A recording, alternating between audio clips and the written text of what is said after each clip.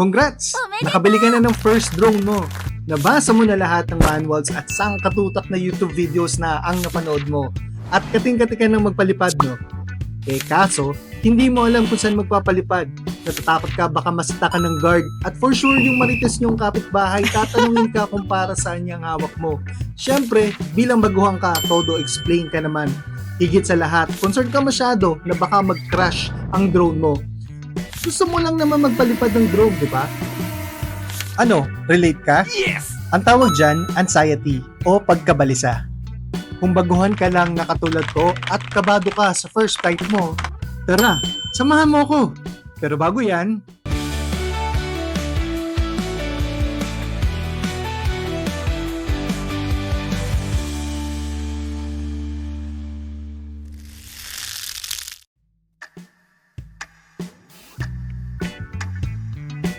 sa totoo lang, the idea of controlling a drone can be really intimidating.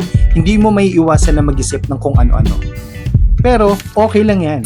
Lahat naman kasi dadaan sa ganyang stage. Wow. Lagi mo lang isipin na fear is a natural response and it can actually be your ally. It pushes you to learn and grow. To overcome your fear, you need to start small. I mean, hindi mo kailangan magpalipad agad to its maximum distance, maghanap ka ng open area na legally safe at walang aabala sa'yo. And understand your drone's limitation. And most importantly, remember that everyone crashes at some point. It's a part of the learning curve. Sabi nga ng isang quote, we learn from failure, not from success.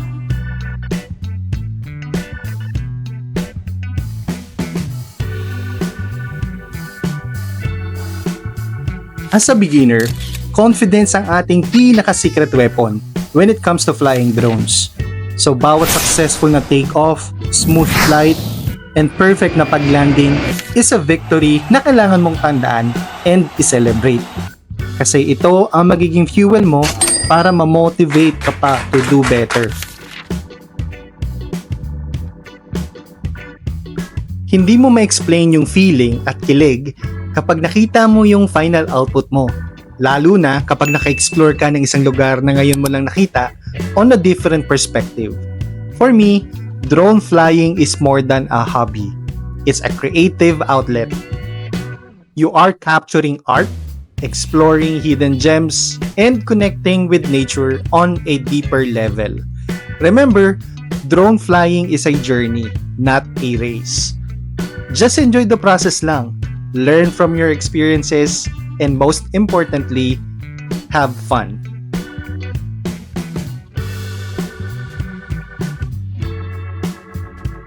And that is all for today's video. Hopefully nag-enjoy kayo. And if you do, please hit the like button and subscribe na rin para naman dumami tayo.